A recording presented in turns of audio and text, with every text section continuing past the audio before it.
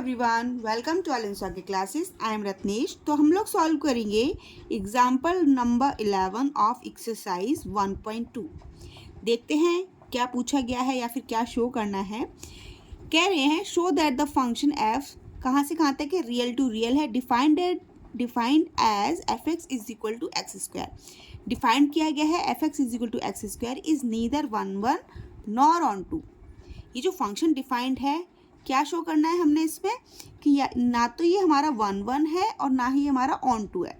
ठीक है, तो जब दोनों ही नहीं है हम करेंगे इसको। पहले बिल्कुल बेसिक मेथड है जो मैं सारे एग्जांपल्स मैंने करवाए हैं ना, बिल्कुल इजीली सेम स्टेप से करवाऊंगी। ठीक है, फिर लास्ट में इसको ग्राफ के थ्रू भी समझ लेंगे। यहाँ ग्राफ शो किया हुआ है, इसके थ्रू भी हम समझ लेंगे और जनरल मेथड जो हमारा चल रहा है इन एग्जाम्पल्स में उससे भी करेंगे।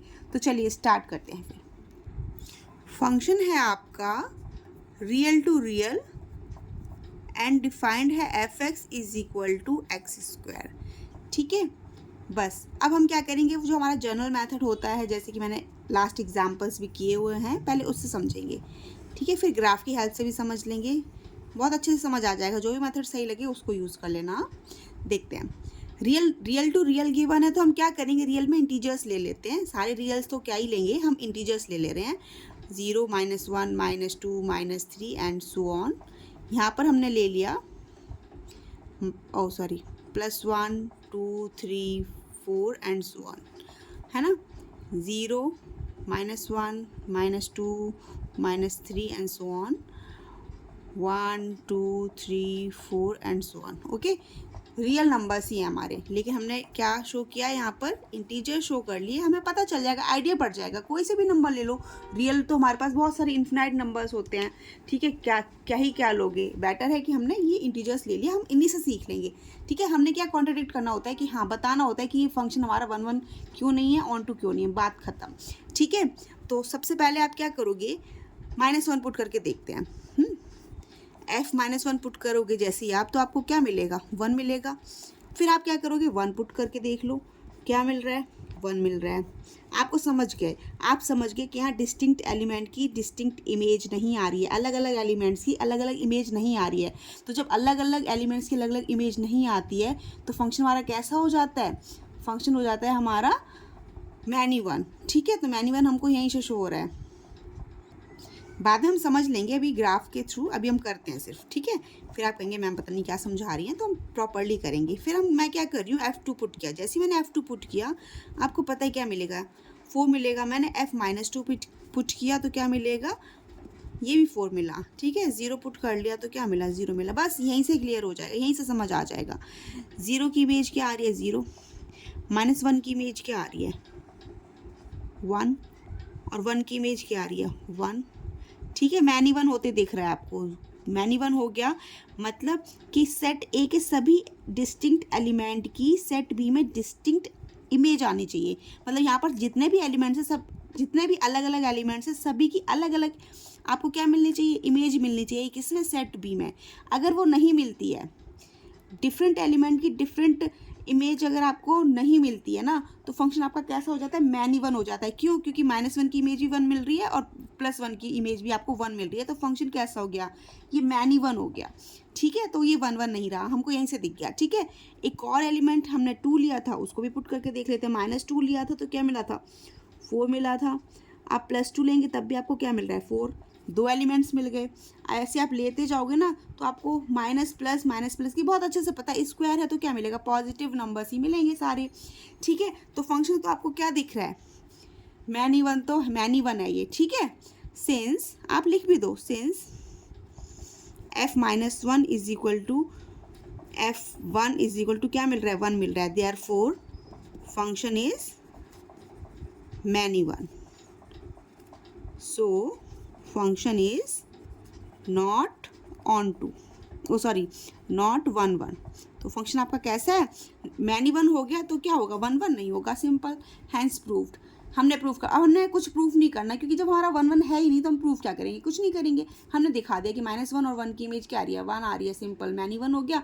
1 की बात खत्म हो गई। ठीक है, अब ऑन टू की बात आती है। ऑन टू की डेफिनेशन क्या बोलती है, ऑन टू की डेफिनेशन बोलती है, अगर सपोज दैट ये सेट ए है और ये सेट बी है, तो ऑन टू की जो डेफिनेशन होती है वो कहती है every element of set B ठीक है। एवरी एलिमेंट बोलते हैं यहाँ पर, सभी एलिमेंट्स की प्री इमेज होनी चाहिए सेट ए में, ठीक है। तो सभी सेट बी के सभी एलिमेंट्स की प्री इमेज होनी चाहिए सेट ए में।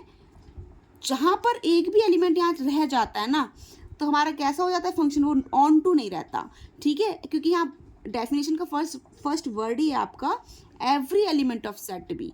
ओके, तो एवरी एलिमेंट -3 रह गया, -2 रह गया, 1 रह गया, यहाँ पर देखो 2 रह गया, 3 रह गया, मतलब नॉन स्क्वायर नंबर जितने नेगेटिव तो सारे रह ही जाएंगे, बाकी के नॉन स्क्वायर जो भी नंबर्स हैं वो भी रह जाएंगे सारे, ठीक है। तो एवरी एलिमेंट की प्री इमेज आ ही नहीं रही है, तो जब एवरी एलिमेंट की प्री इमेज आएगी ही नहीं तो फंक्शन आपका कैसा हो जाएगा, नॉट ऑन टू, ठीक है। तो हम क्या लिखेंगे, सिंस -3 -2 एंड सो ऑन, ठीक है, and so on has no pre image in set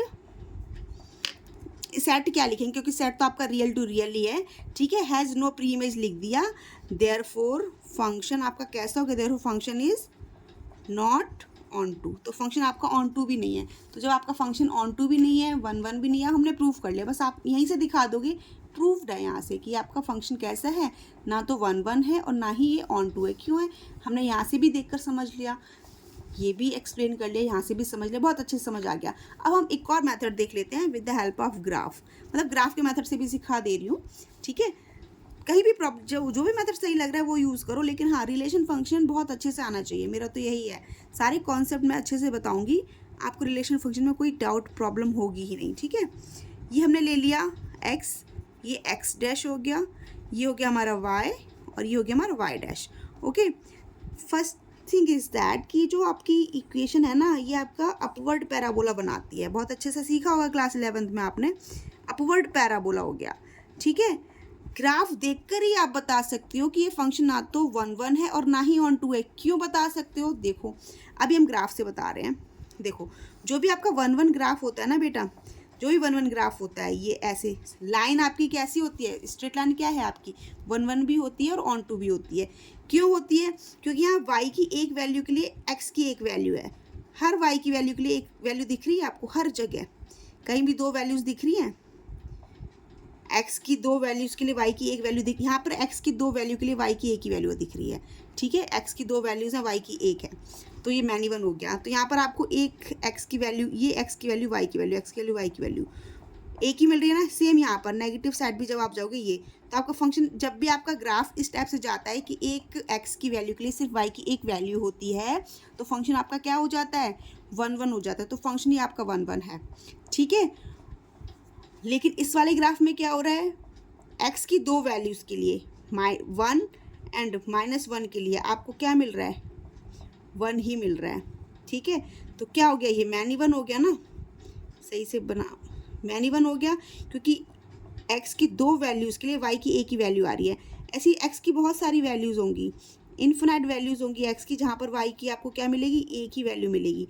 तो ग्राफ देखकर ही आप बता सकते हो कि फंक्शन आपका क्या शो कर रहा है, मैनी वन कर रहा है। क्यों, क्योंकि x की 2 वैल्यूज़ के लिए, ये वाली 2 वैल्यूज़ के लिए y की एक ही वैल्यू दे रहा है, ये भी 2 वैल्यूज़ है, इनके लिए एक ही वैल्यू दे रहा है। लाइन तो हमारी इन्फिनाइट तक जाती है, तो ऐसी x की बहुत सारी वैल्यूज़ होंगी जिनके लिए y की एक ही वैल्यू आएगी। तो फंक्शन आपका यहाँ से क्या दिख रहा है आपको, मैनी वन दिख रहा है। मैनी वन दिख गया, दैट मीन्स ये हमारा 1 नहीं है। और यहाँ पर क्या दिख रहा है, ये आपका फंक्शन कैसा है, 1 है। समझ गए। अब ऑन टू की कंडीशन क्या होती है बेटा, ऑन टू की सिंपल सी कंडीशन है, यहाँ देख लो, क्योंकि अलग पेज पर जाऊँगी फिर कन्फ्यूज़न होगा, बेटर है कि यहीं समझ लेंगे। ऑन टू की जो कंडीशन होती है ग्राफ के अकॉर्डिंग ऑन टू की कंडीशन है कि स्ट्रेट लाइन है, स्ट्रेट लाइन आपकी 1 भी होती है, ऑन टू भी होती है, ठीक है। 1 क्यों होती है अभी समझा है, ऑन टू का कंडीशन बता देते हैं। कोई भी ग्राफ आपकी वाई एक्सिस को पूरा कवर करेगा ना, पॉजिटिव से नेगेटिव तक, कहीं भी एक भी पॉइंट अगर मिस नहीं होगा तो आपका फंक्शन कैसा होता है, ऑन टू होता है।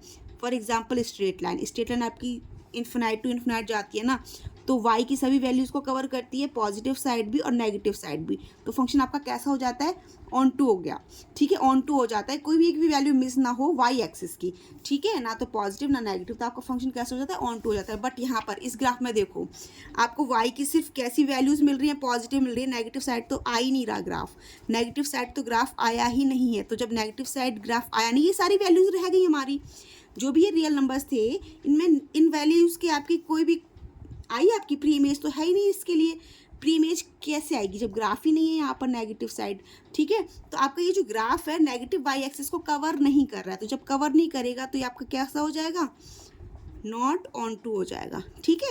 ये नॉट ऑन टू हो गया, क्यों, क्योंकि ग्राफ वाई एक्सिस को कवर नहीं कर रहा है। यहाँ पर ग्राफ क्या कर रहा है, वाई पॉजिटिव वाई एक्सिस को भी कवर कर रहा है, नेगेटिव वाई एक्सिस को भी कवर कर रहा है, ठीक है। तो जब with the help of graph हम फंक्शन को ऐसे निकालना सीखते हैं, ठीक है। ऑन टू की कंडीशन होती है, ऑन टू की कंडीशन होती है कि ग्राफ वाई एक्सिस को पूरा कवर करे, तो आपका फंक्शन ऑन टू हो जाता है ना।